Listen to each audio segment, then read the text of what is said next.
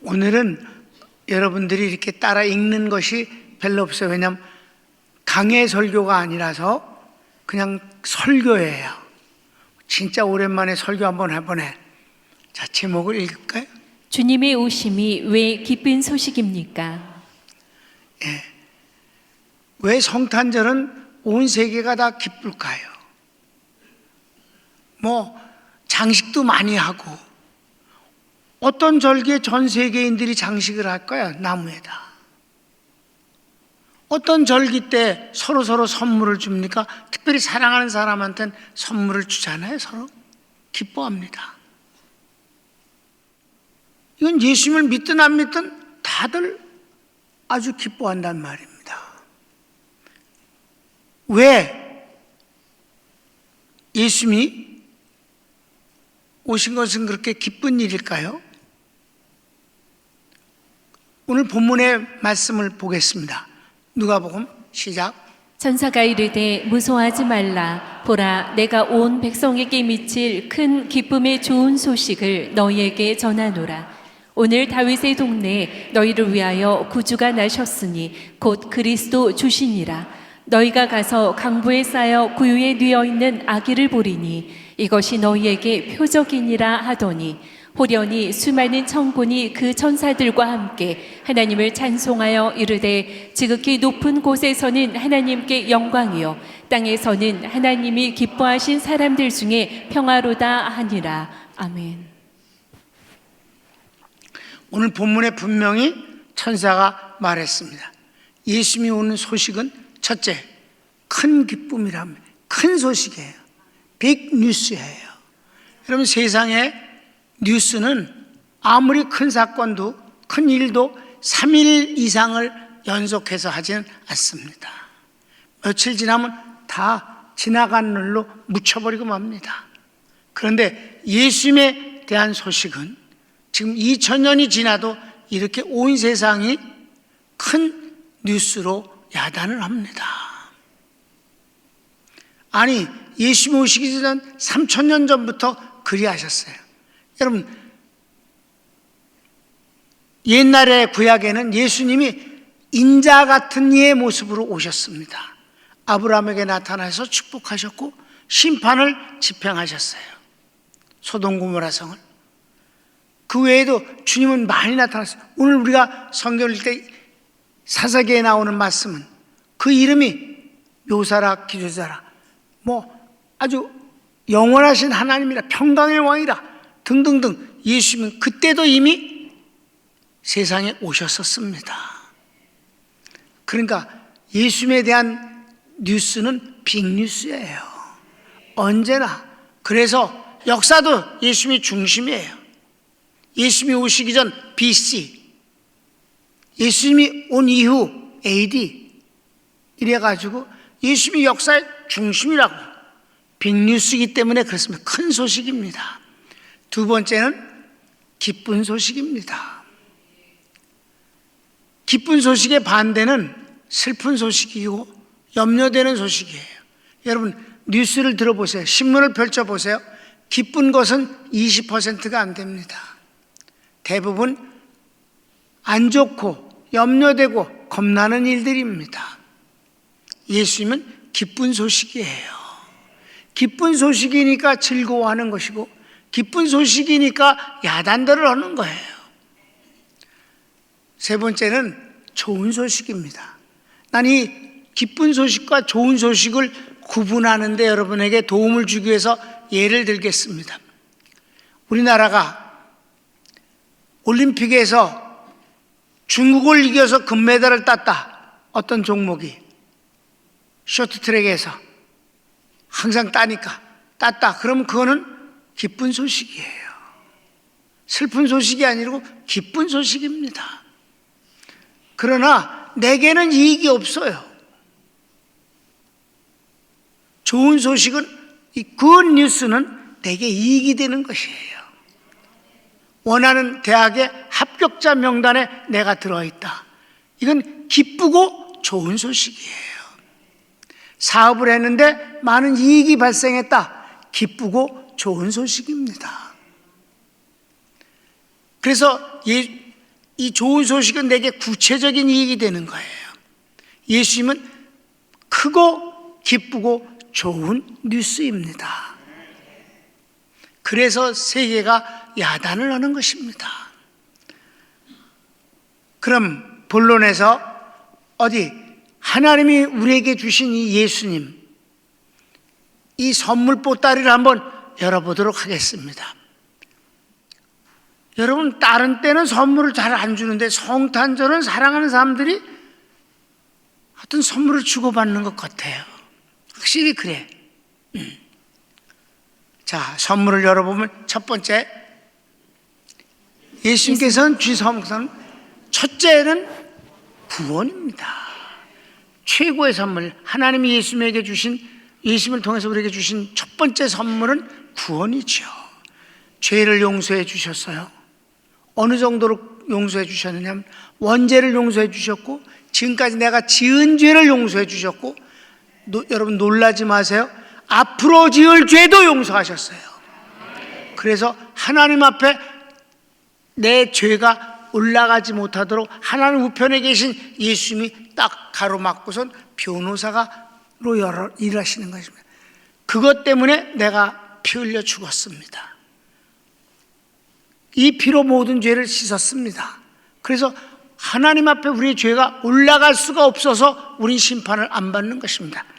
두 번째, 그래서 심판을 받지 않습니다. 여러분, 예수 믿는 사람이 이 다음에 심판 받는다고 말하는 목사님 있으면 그건 진짜 뭘 모르는 분이에요. 심판을 받으면 구원도 아닙니다. 구원했다는 말은 심판이 없다는 뜻입니다. 뿐만 아니라 마귀를 이기게 하시고 뭘 주셨다? 자유를 주셨어요. 구원 안엔 우리에게 주신 자유가 있습니다. 하나님은 우리에게 자유를 주셨어요. 그래서 요한복음 5장 24절에 보면 내가 진실로 진실로 너에게 이르노니 내 말을 듣고 나 보내신 이를 믿는 사람은 영생을 얻었고 심판에 이르지 아니하나니 사망에서 생명으로 옮겼느니라. 진리를 알지니 진리가 너희를 자유케 하리라. 두 번째 성탄 선물은 하나님이 우리를 아들로 만들어 주신 것입니다. 구원받은 것만도 너무 고마운데 거지 같은 걸 구원시키신 뒤에 하나님 아들로 호적을 바꿔버렸어요. 그래서 우리를 가리켜서 양자의 영이라고 그래서 성령이 우리를 하나님 아들 되게 하시는 것을 양자의 영이다, 그렇게 말씀하신 거예요. 다시 말해서 마귀의 자식이었던 것을 예수님이 아들로 오셔갖고, 그분이 아들로 오신 이유는 우리를 아들 되게 하시려고. 그래서 우리는 하나님의 아들이 되었어요. 너무 놀라운 일이죠. 그리고 아들이 되면 뭐를 주시는 줄 아세요? 하나님의 상속자가 되는 거예요. 예수님이 하나님의 모든 것을 상속하신 것과 똑같이 우리도 예수님과 똑같은 상속자가 되었다. 그리고 또 하나는 우리가 하나님의 일을 할 수 있는 영광을 얻게 됐다는 것입니다. 여러분, 하나님 일이 피곤하고 어렵습니까? 내가 직장 생활하는 것을 가만히 이렇게 보면 그 직장 생활이 다양하게 하면 덜 지루할 텐데 똑같은 일을 반복해서 하는 걸 보면 직장 생활이 참 너무 단순한 것도 힘들겠다 하는 생각이 들어요. 우리가 하나님의 일을 한다는 것 얼마나 영광스러운 일인가.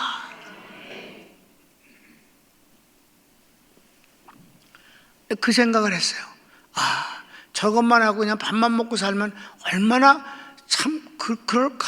그러니까 그냥 시간이 있으면 딴 데도 가고 뭐 별짓거리를 다 하고 술도 먹고 막 아주 발광을 하면서 춤도 추고 그러는 게 이해가 되는 것 같다. 저라고 살았으니까.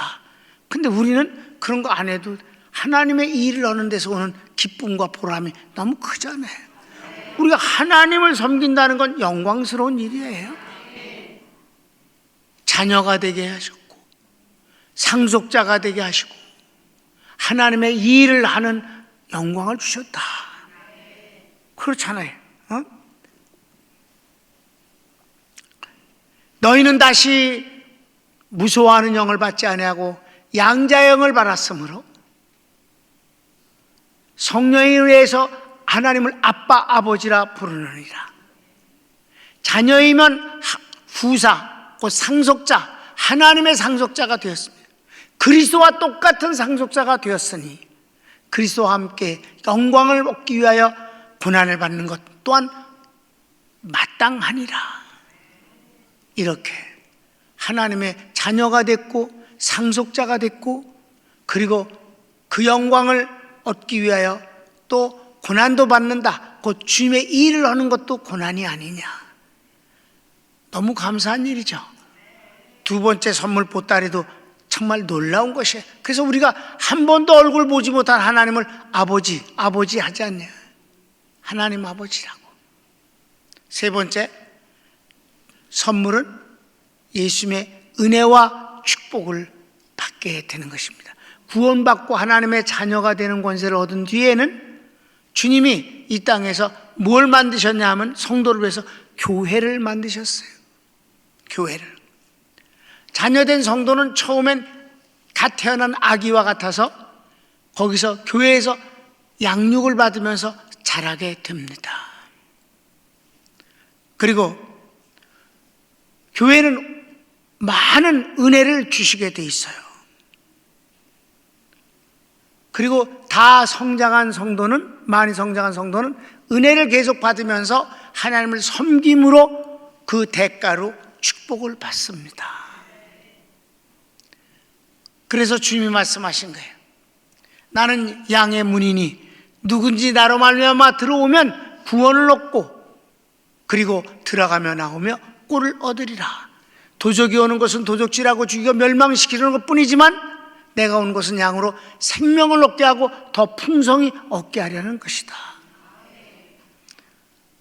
주님은 바로 주님의 가정인 교회를 만들어 주시고 교회를 통해서 평안히 쉬게 하시고 또 여러 가지를 기쁨과 그리고 선물을 주시는데 예배를 통해서 주시는 은혜가 바로 그것들입니다. 축복은 생활적인 거예요.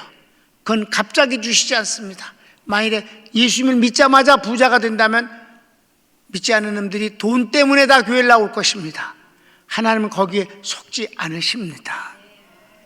그러니까 축복은 심고 가꾸고 거두는 과정을 통해서 응답을 받게 되는 것이지요. 그런데 하나님이 급하게 주시는 축복이 있습니다. 병고침입니다. 병고침은 분명히 축복인데 은혜처럼 즉시 고쳐주신다는 말씀이지요. 그러니까 교회는 정말 우리가 다 세상에 그렇게 복잡하게 살다 밤이면 싹 사라져요. 어디 갔을까? 다 가정으로 들어갔어요. 성도는 교회가 가정이에요. 그래서 주님은 그렇게 가정을 통해서 은혜와 축복을 주시는 것입니다.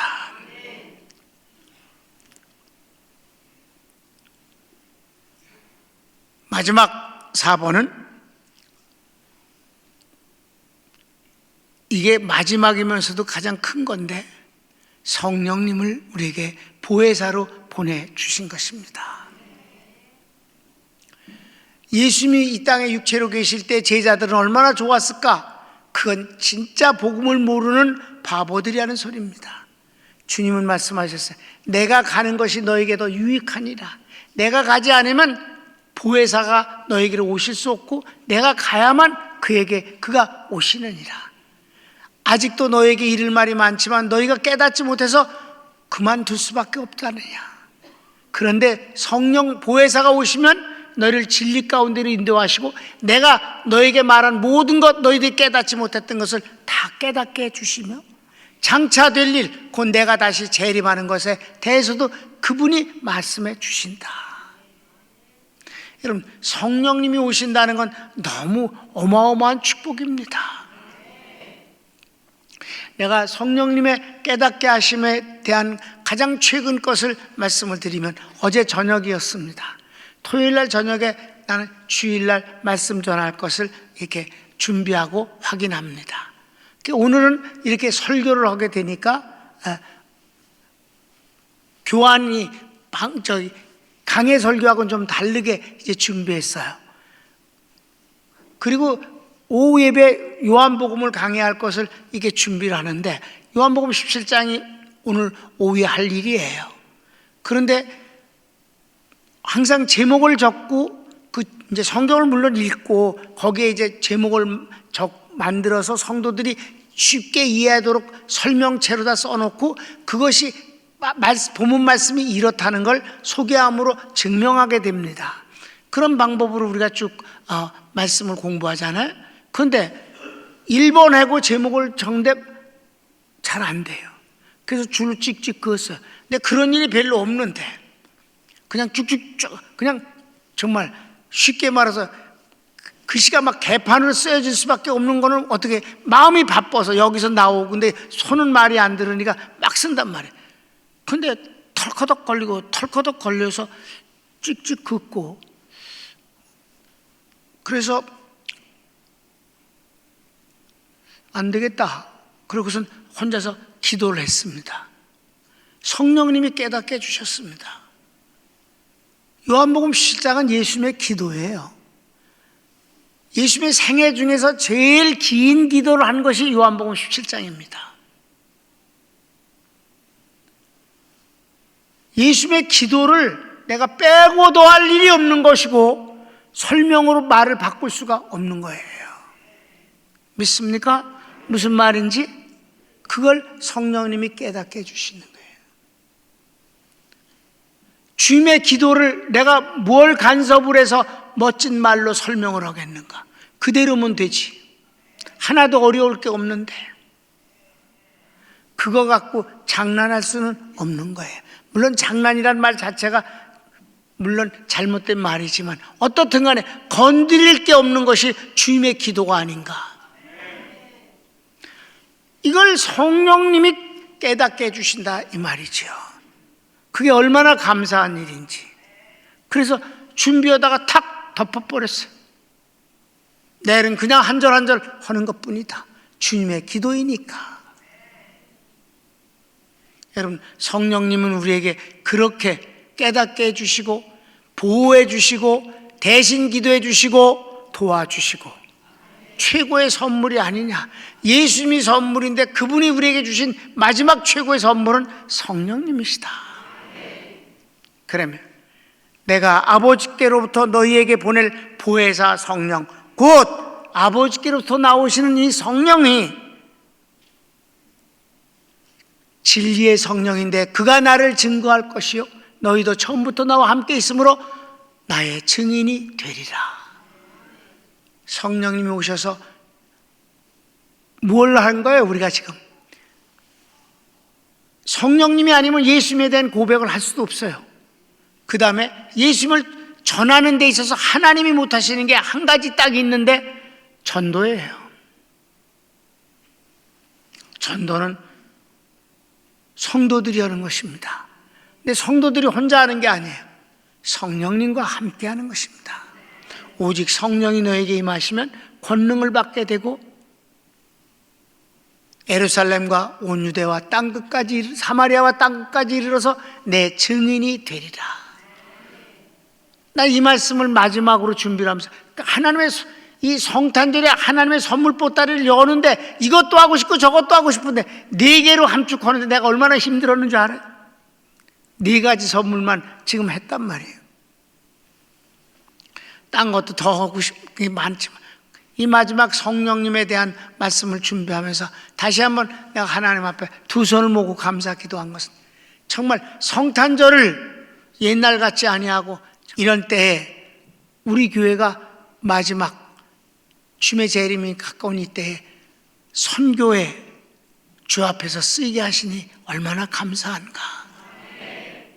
목회가 우선이기 때문에 선교를 뒤로 미뤘었던 그 일들을 이 마지막 때는 2000년 동안 그 어떤 유래도 찾을 수 없는 선교 사역을 감당할 수 있는 축복을 주신 하나님께 감사하고, 온 교회와 그리고 온 성도들이 다들 기쁨으로 참여해서 이 일을 하고 있다.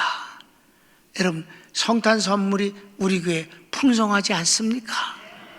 구원과 하나님의 자녀된 권세와 교회를 통한 은혜와 축복, 그리고 마지막 이 선교라는 놀라운 사역을 감당한다는 이 자체가 이 선물 보따리보다 더 큰 것이 있겠는가?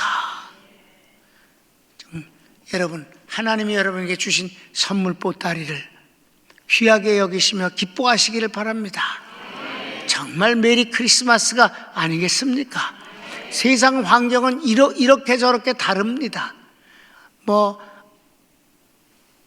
조금 허락해줘서 징글벨 소리를 울리게 할 수도 있고, 이 더러운 적그리스도적인 정부는 성탄절을 그냥 땅에다 파묻으려고 몸부림을 치고, 그런 과정에서 서늘하고 그리고 조용한 성탄절이 와도 우리는 상관없어요.